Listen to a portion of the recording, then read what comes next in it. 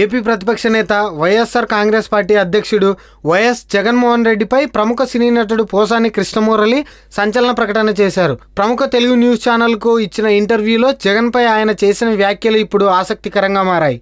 గతంలో ప్రజారాజ్యం తరపున పోటీ చేయాలని చిరంజీవి అడిగినట్టు ఇప్పుడు పవన్ కళ్యాణ్ కూడా అడిగితే ఏం చేస్తారని అడిగిన ప్రశ్నకు పోసాని దిమ్మ తిరిగే సమాధానం ఇచ్చారు.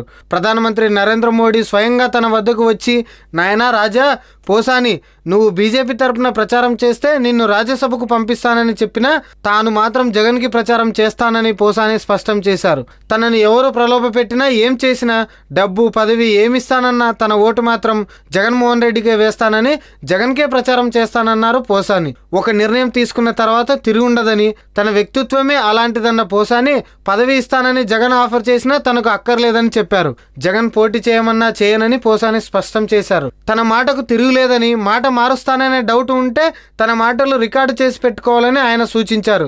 ఎవరేమి చెప్పినా జగన్కే తన సపోర్ట్ అంటూ పోసాని వ్యాఖ్యానించడం ఇప్పుడు అత్యంత ఆసక్తికరంగా మారింది. 2009 ఎన్నికల్లో ప్రజారాం పార్టీ నుంచి చిలకలూరుపేట ఎమ్మెల్యేగా పోటీ చేసిన పోసాని ప్రస్తుతం మంత్రిగా ఉన్న ప్రత్తిపాటి పుల్లారావు చేతిలో పరాజయం పాలయ్యారు. ఆ తర్వాత ప్రజారాజ్యం పార్టీని కాంగ్రెస్లో విలీనం చేయడంతో అప్పటి నుంచి రాజకీయాలకు దూరంగా ఉంటున్న పోసాని సినిమాలు చేసుకుంటూ బిజీగా ఉన్నారు. అంతేకాకుండా బుల్లితెరపై కూడా కొన్ని ప్రోగ్రామ్స్ చేస్తున్నారు పోసాని.